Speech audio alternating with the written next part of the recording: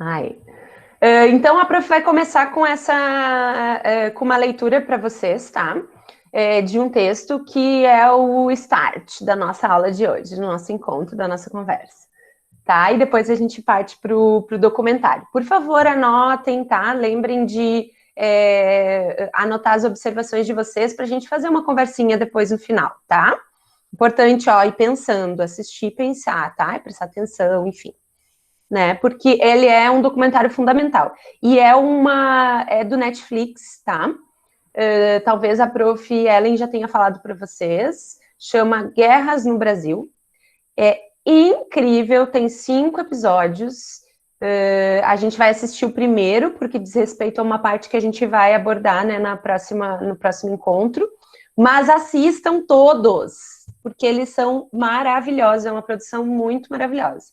E vai falar sobre as principais guerras que aconteceram no nosso país, então é importante a gente também estar atualizado. E ele é um documentário curtinho, às vezes o documentário é chato, né, de assistir, dependendo, assim, porque são muito longos e tal, mas esse não, esses são episódios curtos, então é bem fácil de assistir, assim. Não, fácil nem tanto porque tem bastante informação, assim, mas ele é rápido, eu assisti, assim, os 5 numa pegada só, porque fiquei muito empolgada. Aí, quando assisti esse primeiro, a primeira coisa que veio na minha cabeça foi vocês, então eu trouxe, porque eu acho que ele é bem interessante. Vou começar lendo, é um texto desse livro, Ideias para Adiar o Fim do Mundo, olha que título provocativo, de um filósofo indígena que vai estar nesse documentário, tá? Ele é a primeira pessoa que fala ali no documentário. Ailton Krenak. A humanidade vai sendo deslocada de uma maneira tão absoluta desse organismo que é a Terra. Os únicos núcleos que ainda consideram que precisam ficar agarrados nessa Terra são aqueles que ficam meio esquecidos pelas bordas do planeta. Nas margens dos rios, nas beiras dos oceanos, na África, na Ásia ou na América Latina. São caiçaras, índios, quilombolas, aborígenes. A sub-humanidade. Porque tem uma humanidade, vamos dizer assim, bacana. E tem uma camada mais bruta, rústica, orgânica, uma sub-humanidade, uma gente que fica agarrada na terra. Fomos nos alienando desse organismo de que somos parte, a Terra. E passamos a pensar que ele é uma coisa e nós outra, a Terra e a humanidade. Eu não percebo onde tem alguma coisa que não seja a natureza. Tudo é natureza. O cosmos é natureza. Tudo em que eu consigo pensar é natureza. Precisamos ser críticos a essa ideia plasmada de humanidade homogênea, na qual há muito tempo o consumo tomou o lugar daquilo que antes era a cidadania.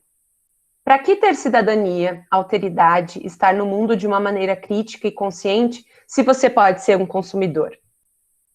Nosso tempo é especialista em criar ausências, do sentido de viver em sociedade, do próprio sentido de experiência da vida. Isso gera uma intolerância muito grande em relação a quem ainda é capaz de experimentar o prazer de estar vivo, de dançar, de cantar. E está cheio de pequenas constelações de gente espalhadas pelo mundo que dança, canta, faz chover. O tipo de humanidade zumbi que estamos sendo convocados a integrar não tolera tanto prazer, tanta fruição de vida. A minha provocação sobre adiar o fim do mundo é exatamente sempre poder contar mais uma história. Se pudermos fazer isso, estamos adiando o fim. A gente não faz outra coisa nos últimos tempos senão despencar, cair, cair, cair. Então, por que estamos grilados agora com a queda? Vamos aproveitar a nossa capacidade crítica e criativa para construir paraquedas coloridos. Ai, gente, olha isso, sério. Vamos aproveitar a nossa capacidade crítica e criativa para construir paraquedas coloridos. É importante viver a experiência da nossa própria circulação pelo mundo, não como uma metáfora, mas como uma fricção. Poder contar uns com os outros. Ai, gente, sério, tá? Eu, assim, sou suspeita, mas eu achei esses trechos muito lindos. E vocês vão ver o quanto esse filósofo, né, e ele é importante e interessante, como a fala dele é bem provocativa, assim. Então, vamos ao documentário. Gente, anotem, tá? A gente faz uma conversinha no final. Vai dar tempo porque ele não é tão extenso. E ele é muito interessante e tem muitas imagens também, né? E é legal a gente ir observando essas coisas também. A prof vai fazer aquele esqueminha de mudar o microfone aqui. Então, vou ficar muda para vocês escutarem, né, o que a gente vai estar assistindo. Qualquer coisa, me avisem no chat, tá? Mas deem um tempinho para isso acontecer. E vamos lá embarcar nesse documentário.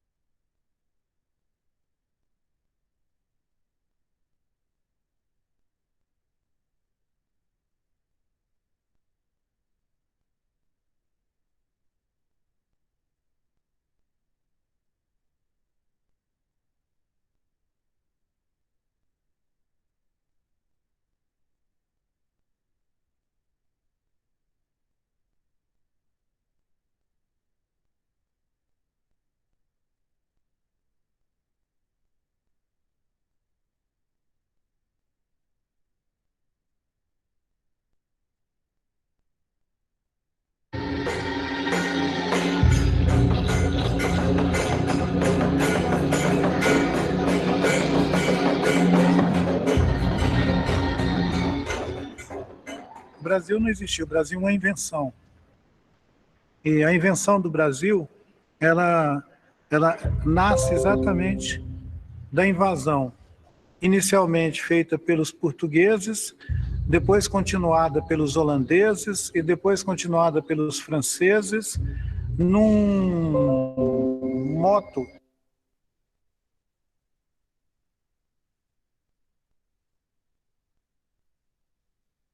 O Sora, a gente tá escutando, mas eu não tô vendo nada. Tudo preto.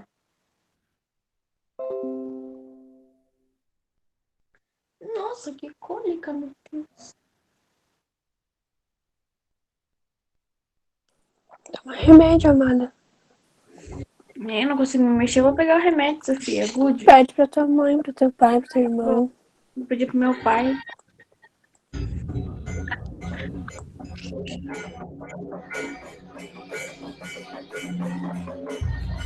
Não dá pra ver. Eu tava falando que a Netflix não Essa hora permite. não dá pra ver. Só pra escutar. Ela nasce exatamente. A Netflix não deixa. Putz, Netflix. Pô, nem pra ajudar a gente.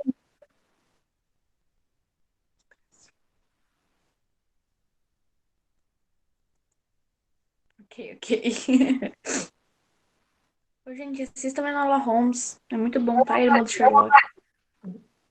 Gente, a prof testou antes, pelo Meet também, tinha dado. Eu vou tentar mais uma vez, tá? Se não der, aí a gente muda o plano. A gente assiste Enola Holmes. Soraya tá muito bonitinha. Muito bom, gente, sério. Tá linda, né? Uhum. Agora vocês não vão me ouvir de novo, tá? Vamos Tá. ver. É que eu baixei esse aqui para ver, para a gente assistir offline, então teoricamente daria. E eu fiz um teste agora de manhã pelo Meet e conseguimos ver. Então vamos tentar. Se não der, Sério, não tem no deu. YouTube. Esse aqui? Sim, ó. Guerra do Brasil.doc. Episódio 1 Eba! no YouTube. Tá, então vou tentar mais uma vez esse aqui. Se não der, a gente vai pro YouTube, tá? É que feliz. Eu quero muito que vocês vejam esse documentário, né? Vocês não assim, estão eu não sei. entendendo. Gosto um monte de documentário, mas tem que ser alguma coisa que me atrai, né? Aí eu assisti um do mar, assim, que era uma mulher que desde pequenininha ela mergulhava e tal. Muito bom sobre o mar, a vida aquática. Nossa, muito bom, muito bom. Adorei. Esse é muito bom e ele é curtinho, então não chega a ser cansativo, assim, né? Todos desse mesma do Guerras no Brasil tem esse formato e eles são muito bons. Última tentativa, senão a gente vai para o plano B tentar no YouTube, senão a gente vai seguir conversando aqui e aí na próxima encontro eu vejo se eu consigo passar para vocês, tá bom? Vamos lá. Vou mudar de novo as minhas configurações. Beleza.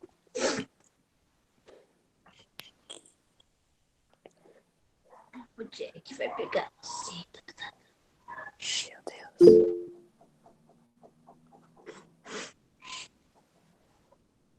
Ah, o Eder mandou o link ali do Bagulho Trex. Tô com ele. O Eder é rápido. Já foi direto.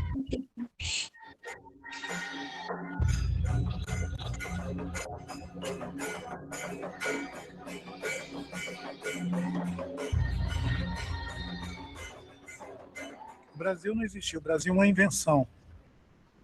E a invenção do Brasil, ela nasce exatamente da invasão, inicialmente feita pelos portugueses, Não foi. depois continuada pelos holandeses e depois continuada pelos franceses, num moto sem parar, onde as invasões... Não. Ela gritou em capítulo.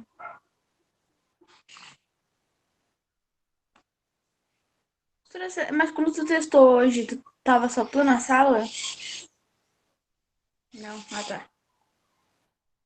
Não é que poderia ser não sei o tanto de pessoas que tem Netflix chata. Então hoje tá desligado.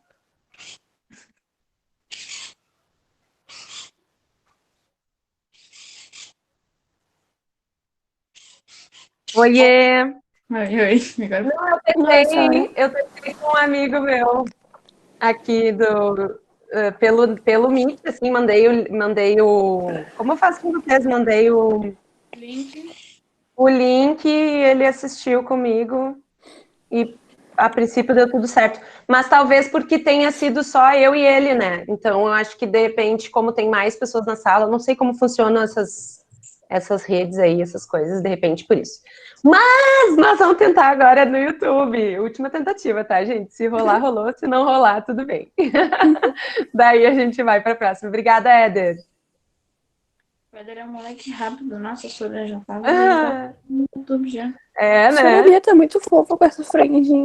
Vocês estão lindas demais. Lindas, lindas. Sério, eu morro de saudade. Uhum, Gente. olha que lindeza, Sora. Linda! Perfeita. Ai. Então tá. Agora eu não vou me ouvir, tá? Dá um okzinho ali, gente. Fala comigo no mic. Diz, ó, tá rolando. Ou não tá rolando. Eu sempre comendo. Também. Pão de queijo e um cafezinho. Mais velha que minha avó.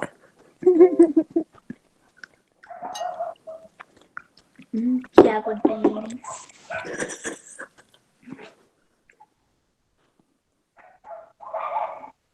Time to do what?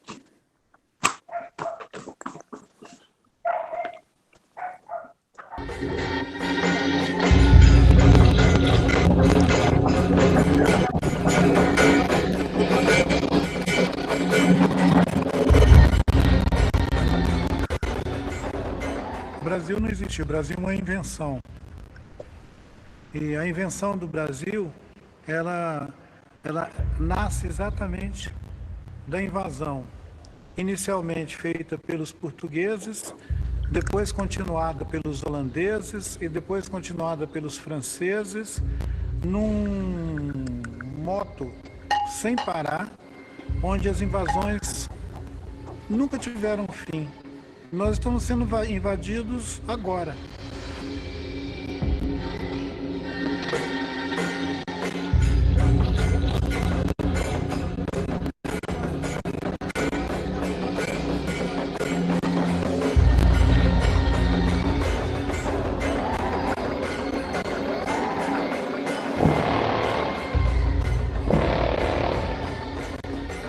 Tinha gente aqui com história, alguns desses povos com história de 2.000 anos. Os Guarani hoje se atesta que tinham 4.000 anos, digamos assim, de compreensão de si como povos, e que se relacionava com os povos andinos e que reivindicavam diante dos andinos uma territorialidade e um respeito pelos povos andinos desse território, que é uma parábola dessa parte que vem lá do que seria o Pantanal, passando por parte do que é Mato Grosso, o Noroeste Paulista, atravessando o Paraná, Santa Catarina, Rio Grande do Sul, pegando uma parábola desses territórios que formam uma cosmogonia onde os Guarani circulam caminhando em busca dessa tal de terra sem males. Uma cosmovisão Guarani que busca um lugar que é um espelho da terra, mas que não tem todos os defeitos daqui da terra. Um lugar melhor do que a terra, que é a terra sem mares.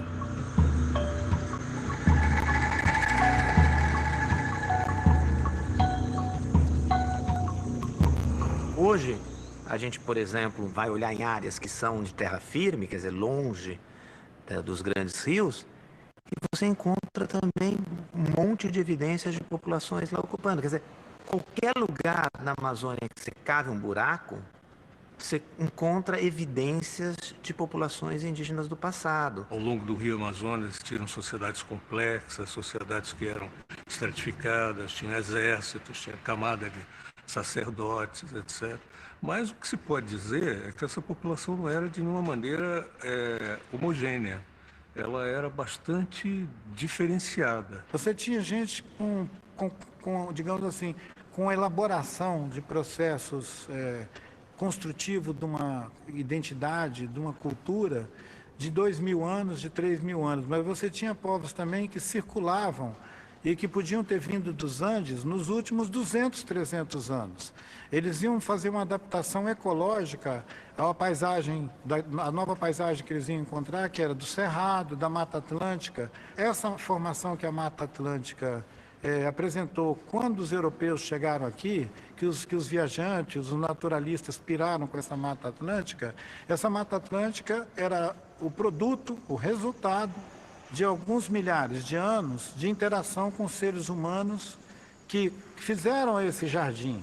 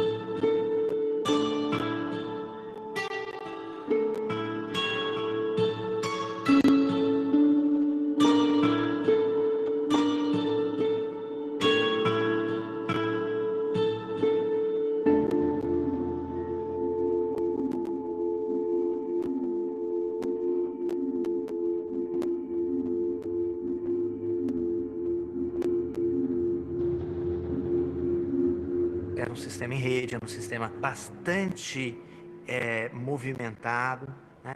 E é uma coisa, seria uma espécie de mundo, assim, um mundo que poderia parecer assim, com o mundo europeu sem a sua Roma, né? No sentido que você não tinha uma capital, um lugar que centralizava, em que todas as estradas, né, vão dar em Roma. Você tinha, mas elas estavam conectadas. O que a gente encontra de estradas, o que a gente encontra hoje de geoglifos, o que a gente encontra de canais, a gente encontra, esse pessoal estava ocupando esse espaço, esse pessoal estava circulando, esse pessoal estava em contato. Eles se relacionavam com os Quechua, com os Aymara, com os povos andinos, com o Império do Taiwan de Suyo, que tinha em toda essa espinha que é os Andes. Quando os brancos chegaram, eles foram admitidos como mais um na diferença. E se os brancos tivessem educação, eles podiam ter continuado vivendo aqui no meio daqueles povos e produzido outro tipo de experiência. Mas eles chegaram aqui com a má intenção de assaltar essa terra e escravizar o povo que vivia aqui. E foi o que deu errado. Então eu digo isso, qualquer uma pessoa que estiver me ouvindo falar, e se você se sente parte dessa continuidade colonialista que chegou aqui, você é um ladrão. O seu avô foi, seu bisavô foi.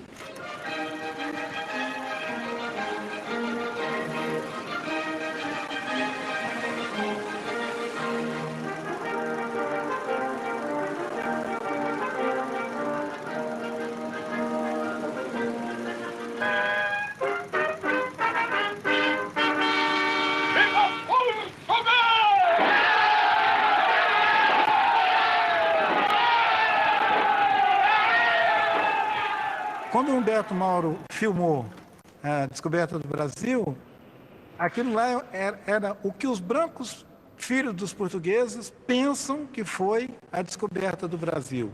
O mito de origem do Brasil é aquela descoberta, né, com as caravelas, aquela missa em Monte Pascoal. É um mito de origem, gente. Nós somos adultos, a gente não precisa ficar embalado com essa história. A gente pode buscar entender a nossa história com as diferentes, digamos, matizes que ela tem e ser capaz de entender que não teve um evento fundador do Brasil.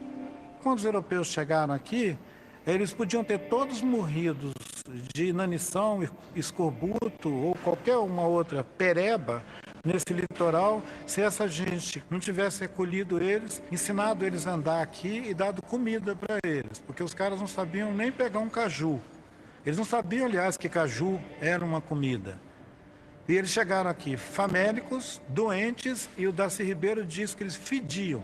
Quer dizer, baixou uma turma na nossa praia que estava simplesmente podre. A gente podia ter matado eles afogado. Durante muito mais do que 100 anos, o que os índios fizeram foi socorrer brancos flagelados chegando na nossa praia. Querer configurar isso como uma conquista nos termos de uma guerra de conquista do que aconteceu no México, no Peru e em algumas outras regiões, seria ignorar a extensão dessa costa atlântica.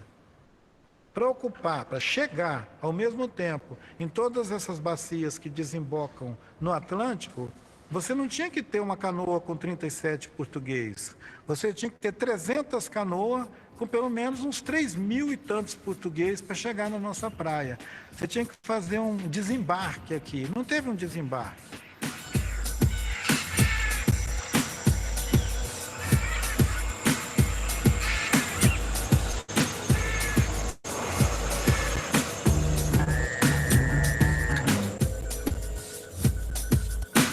Os primeiros registros dos contatos, há um desejo de estabelecer trocas, há um desejo de encontrar mercadorias, metal, ouro, logo isso não se realiza, então é o pau-brasil, são papagaios, são macacos, mas não só, já os portugueses também capturam escravos. Então, são trocas, mas já são trocas também, eu acho, desde o início, marcadas por uma tensão de uma sociedade, que é a sociedade portuguesa, de comerciantes que estão nesses navios, da monarquia portuguesa, interessada já na conquista, na dominação, de impor o seu ponto de vista. Lévi-Strauss mostrou isso muito bem nos estudos dele, essa grande diferença de mentalidade entre os europeus e os povos americanos, os indígenas americanos, ao contrário dos europeus, os indígenas muito abertos à alteridade, a incorporar o outro, a diversidade, né? Como parte sempre integrante da sua visão de mundo. Enquanto os europeus não, eles não veem o outro, eles sempre, quando veem algo, eles projetam sobre o outro o que eles querem ou o que eles não querem. No caso, por exemplo, o demônio, o pagão, o infiel. Enquanto os índios estavam querendo saber que tipo de corpo esse pessoal que chegou tem, né? Se eles são mortais, se eles apodrecem, se eles morrem, se eles cagam fedido, né? Os espanhóis estavam discutindo, os espanhóis, os portugueses estavam discutindo se esses caras tinham alma ou não, se podiam ou não ser escravizados, né? Então... Nos enganaram de muitas formas, com agrados, com afagos, né? Com presentes. Então, né? Foi um roubo e foi também essa questão o roubo da própria consciência, né? Também. Porque acho que a gente, quando percebeu que não era, talvez metade das coisas já tinham ido, né?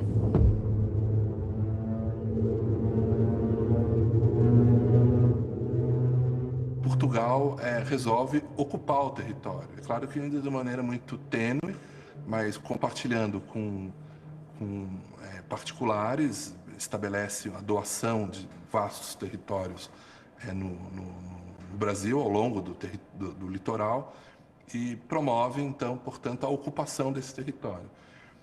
A ocupação significa a fixação de portugueses, a fixação de colonizadores, tendo em vista a implantação de um sistema produtivo. Produzir exige trabalhadores. Esses trabalhadores serão escravos. Se trata de implantar um sistema de produção do açúcar. A capitania de Pernambuco, São Vicente, são as que inicialmente têm algum sucesso, já escravizando indígenas. Quer dizer, quem vai trabalhar são escravos que vão ser capturados. Isso se dá também na manipulação das guerras indígenas, entre os indígenas. Os portugueses logo percebem que a organização social tupinambá pressupõe a guerra. São sociedades guerreiras, são tribos que lutam entre si. Mas há uma dimensão ritual, há uma dimensão construtiva, digamos assim, nessas guerras. Os portugueses manipulam isso para utilizar alguns indígenas contra outros, algumas tribos contra outros, com o objetivo de conquistar escravos, conquistar esses trabalhadores.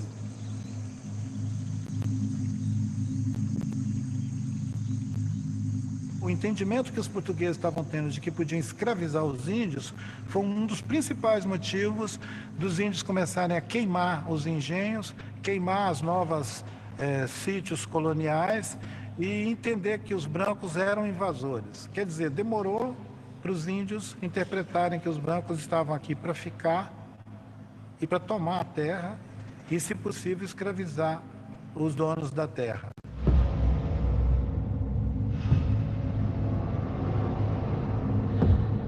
Os indígenas vão reagir.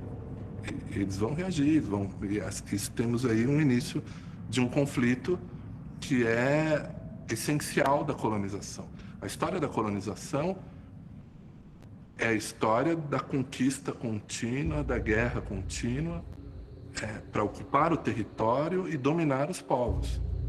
E isso tem um início lá nos anos 1530 e vai percorrer toda a nossa história.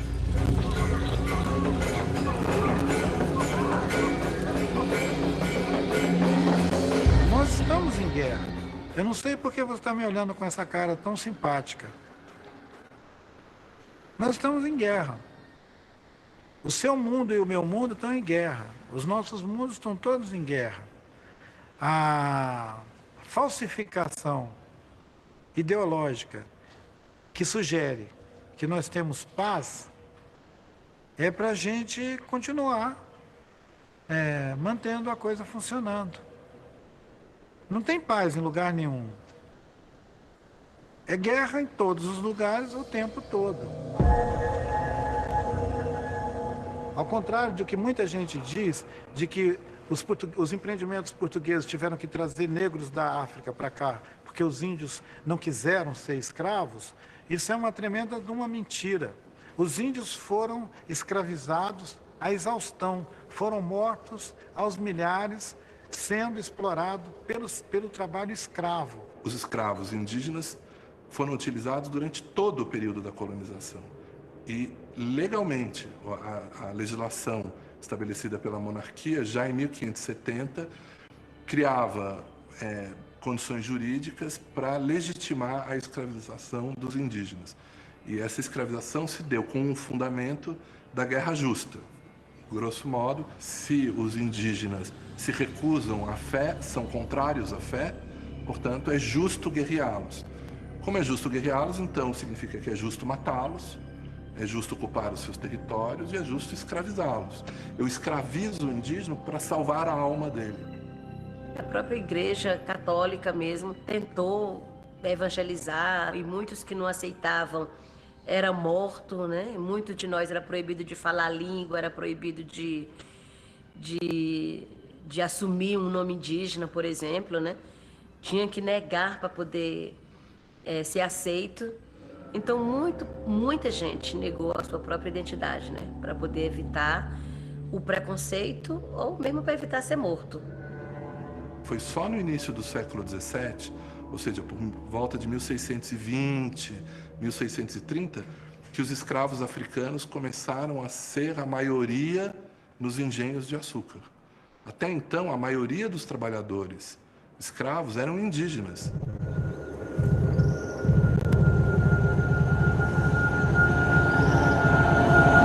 Os portugueses para o sertão, com gado, com essas fazendas, estão encontrando indígenas.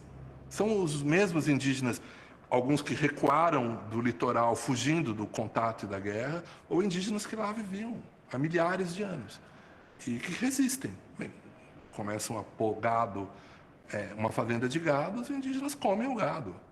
E isso é interpretado pelos portugueses, os povos indígenas estão atacando as fazendas de gado, estão impedindo a expansão da nossa economia, impedindo, portanto, o avanço do Império Cristão. Tanto é que logo nos anos 60 começa a surgir uma imagem, que depois é reiterada, de que a expansão portuguesa no sertão está sendo parada por um muro que o demônio criou no sertão. Um muro de índios bárbaros, ou índios selvagens, que resistem à presença portuguesa.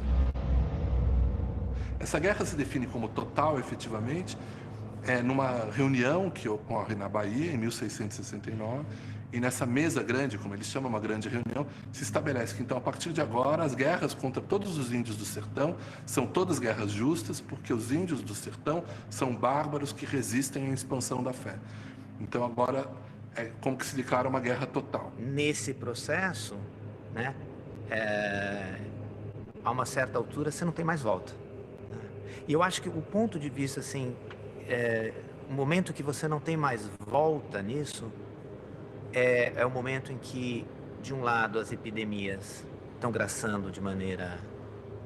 Você imagina o seguinte, o Anchieta fala de 30 mil mortos indígenas, né, mortos por varíola no recôncavo baiano. Não dá nem para enterrar todo mundo.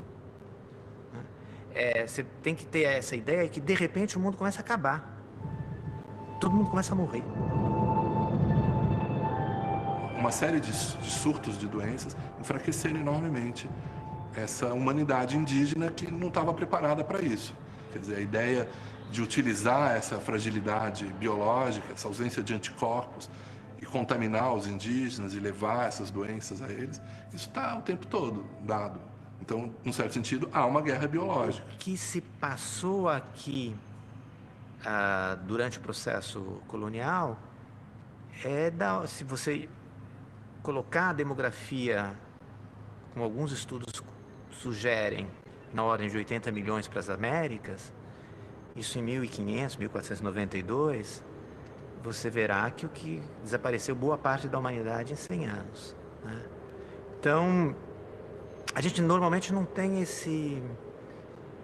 essa dimensão do fato. Talvez tenha sido, proporcionalmente na história da humanidade, um dos maiores holocaustos populacionais que a gente tem notícia. os próprios portugueses vão ler essas guerras, promovidas na segunda metade do século XVII, e vão lamentar o fato de que foram guerras de extermínio. Dizendo, bem, no final nós conquistamos esses territórios, mas despovoamos esses territórios, porque o extermínio dos grupos indígenas também nos deixou vastos territórios sem povos para ocupá-los. Com essa articulação entre contágio, matando por doença, né, e assalto aos lugares onde os índios viviam, a gente chegou ao século XX com uma política do Estado brasileiro, já na República, né, que era de parar de matar aqueles índios.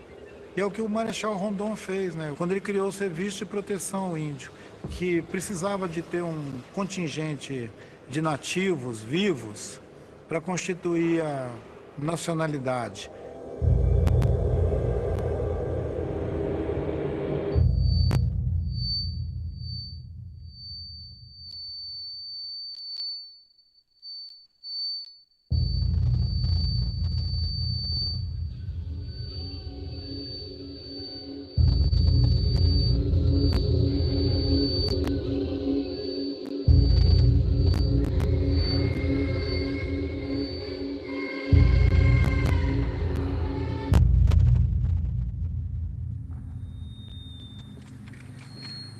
Os senhores não poderão ficar omissos, os senhores não terão como ficar alheios a mais essa agressão, movida pelo poder econômico, pela ganância.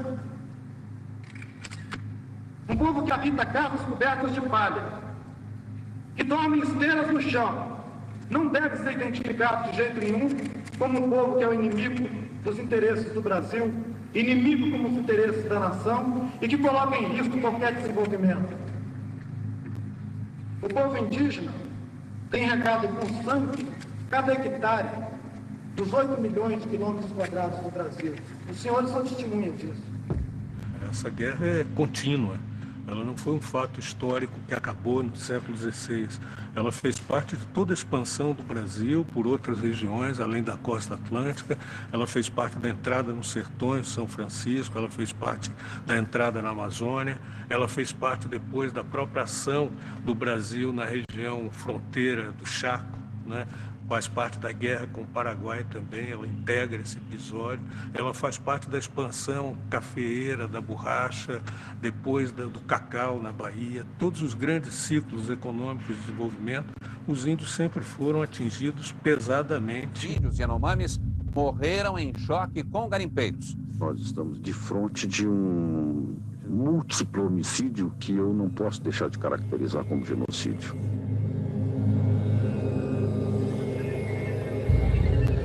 Os índios alegam que essas são suas terras originárias, onde viveram seus antepassados e de onde eles teriam sido expulsos. Já os produtores rurais dizem que eles são os verdadeiros donos.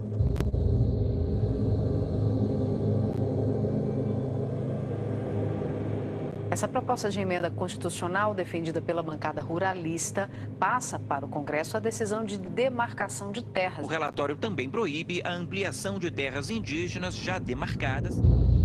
Quando o índio invade, há uma reação do produtor a esse impasse, a morte, mas a morte de um lado e morte do outro. Guerra que a gente vive, né, para ter os direitos garantidos, né, é a guerra que a gente enfrenta para manter a nossa cultura, né, é a guerra que a gente enfrenta contra os madeireiros, né? Então, a gente diz guerreiro porque é uma palavra que vem de guerra mesmo, e a gente vive numa guerra constante, né? Todo dia, é um dia após o outro, né, sem saber quem é que vai mais ser vivo, quem é que vai mais ser morto. A guerra é um estado permanente, né, da relação entre os povos originários daqui, que foram chamados de os índios,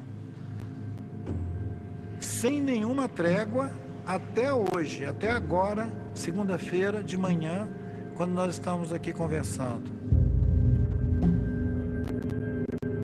Indígenas atearam fogo num caminhão e numa colheitadeira que custam mais de R$500 mil. Indígenas tomaram 3 armas dos militares e atearam fogo na viatura e ainda agrediram os policiais. Esse impasse sobre quem realmente tem direito sobre a terra já dura décadas aqui no Mato Grosso do Sul. Ruralistas também avançam para um outro objetivo, que é o de invadir e explorar as terras que estão na posse e sendo preservadas pelos povos. Nós, Guarani Kaiowá, nós não temos mais esperança que o governo brasileiro vai resolver para nós. Desde 2012, mais de 1.000 índios foram vítimas de violência no Mato Grosso do Sul, sendo 95 assassinatos e 13 casos de violência sexual. Os garimpeiros fizeram uma emboscada para recuperar uma espingarda que os índios haviam roubado. 2 garimpeiros e 5 Yanomamis morreram. Os líderes dizem que o problema não aparece nos jornais locais. Enquanto o poder público não toma uma decisão, abre-se espaço para a violência.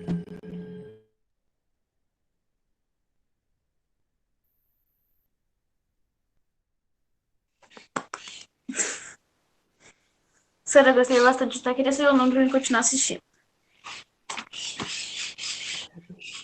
E aí, vamos comentar?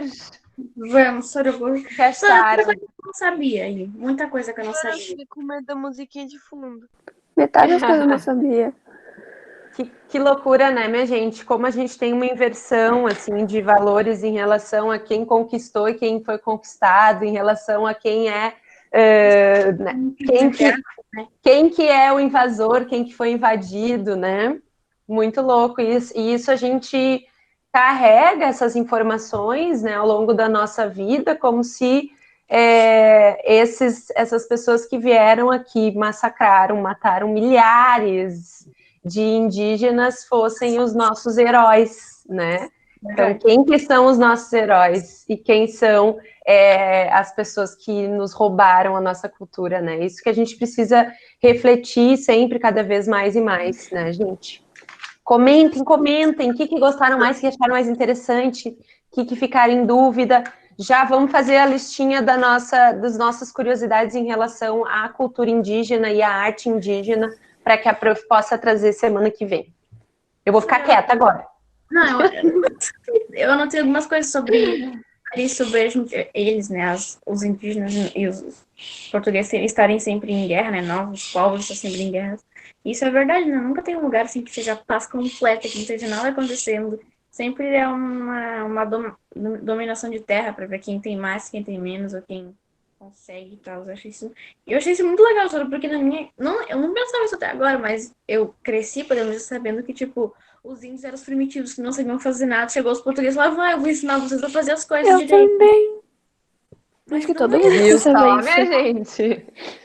E a gente, como a gente admira a cultura europeia, por exemplo, e não sabe nada sobre a cultura dos povos originários, que são os povos que habitaram o nosso Brasil, habitam até hoje. E a gente não sabe. A gente não sabe. Seria top. Não é louco isso? A gente sabe o nome dos artistas lá da Europa, tudo.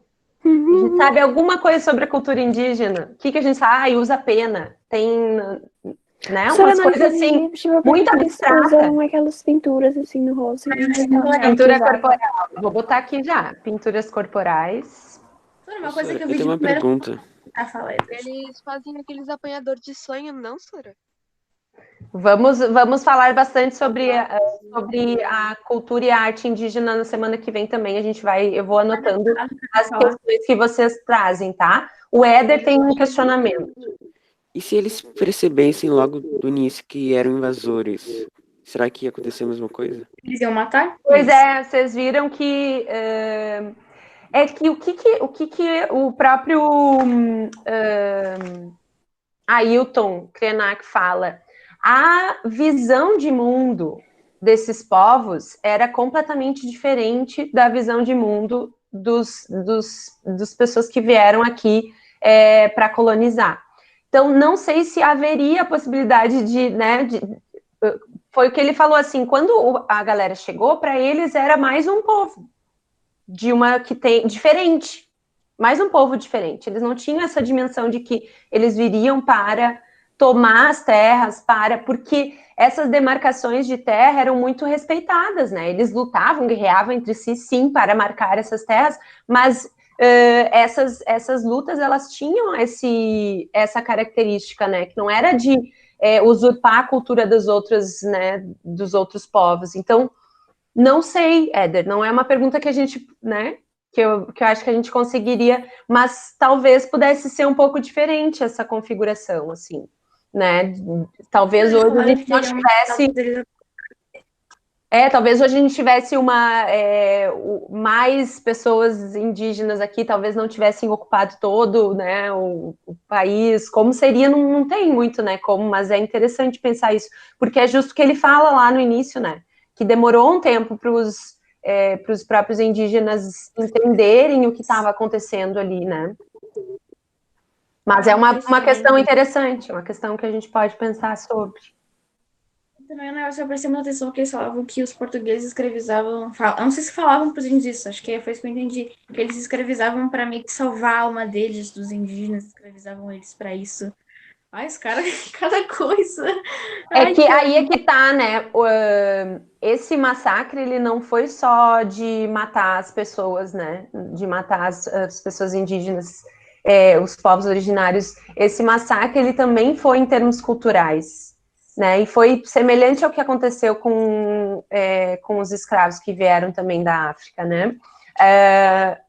Foi usurpado desses povos a possibilidade de exercer a própria cultura. Então, não podia falar a língua original, não podia admirar os deuses e, né, as divindades que eles admiravam, e, enfim, viver as suas mitologias, as suas histórias, não era permitido.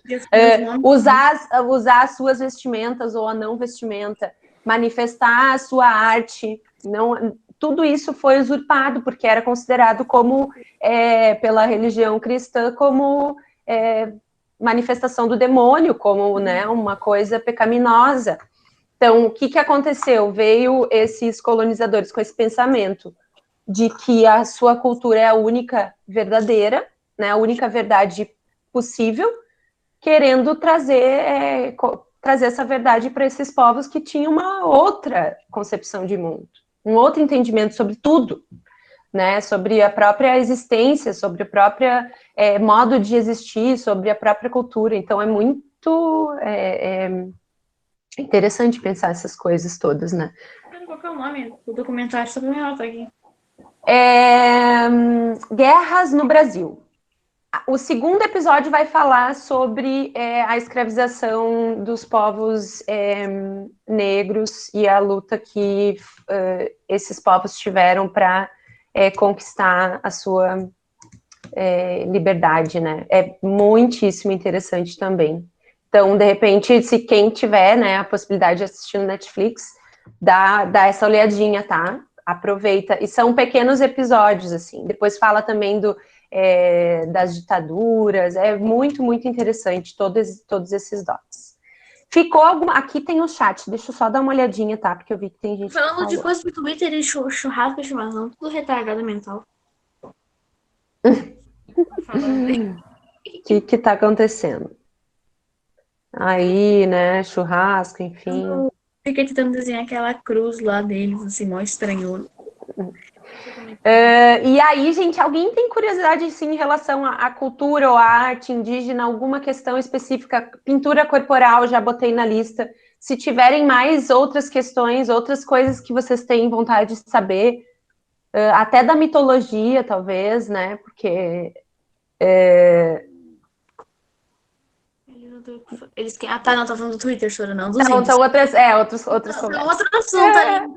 Despertou outras curiosidades, não tem problema. Eu acho legal. Eu já fui nas missões, sabe? Meu ano, ele teve que ir, aí eu fui junto no carro da minha mãe. E era muito legal lá, muito legal. E os índios, eles não andavam pelado, né? Óbvio, lá por causa da nós que estávamos indo lá e tal. E eu achei muito legal. E aí teve uma senhora lá que ela me chamou num cantinho e eu fiquei toda com medo, assim. Ela me contou uma história sobre... que é mito, né, se eu não me engano, sobre... não sei qual é o nome daquele negócio, mas é aquele castelão lá das missões, eu não sei qual é o nome daquilo lá. Sobre uma cobra gigante que comia bebês, e aí teve uma hora que tanto ela comia, ela explodiu. E aí, por isso que as paredes de lá são todas manchadas de roxo e preto. Olha.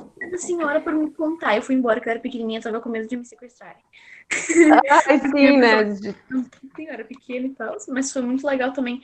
A gente comprou tererê, colocou um negocinho assim. Ai, muito legal lá. Tem muito essa cultura da história oral, né?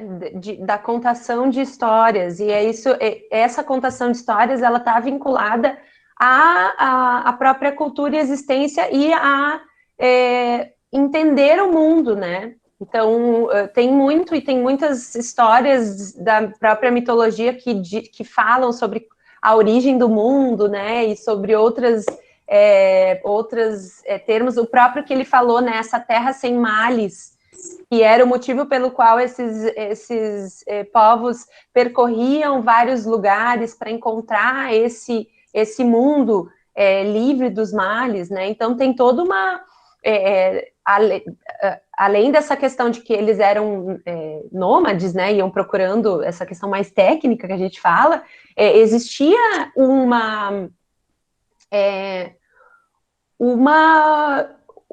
motivo pelo qual eles também faziam caminhavam e percorriam por esses espaços, né? E, gente, não é impressionante que no início do documentário eles falam, já é 11 horas, ai, socorro, não vai dar pra gente continuar, mas eles falam que tinham 40 milhões de indígenas no Brasil quando eles chegaram. Que loucura tu pensar numa coisa dessas. Hoje eu procurei ali nos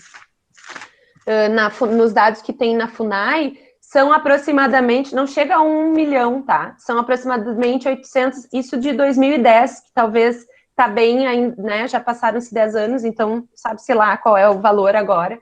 E a gente sabe que isso não... essa guerra não terminou, então ainda muitas, né, pessoas indígenas são assassinadas, né? E a gente teria aproximadamente menos de 1 milhão. Então, olha a loucura que foi isso, né? Que continua sendo, e a importância de a gente olhar para isso, né? Amores, eu não posso atrasar vocês para a próxima aula. Muito obrigada. Semana que vem a gente conversa, mandem perguntas, questionamentos, curiosidades, tá? Semana que vem a gente vai falar sobre arte e cultura indígena. Beijo, amo vocês. Beijo, obrigada pelo encontro de hoje. Tchau.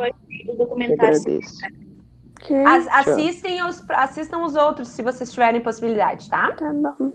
Beijo, tchau.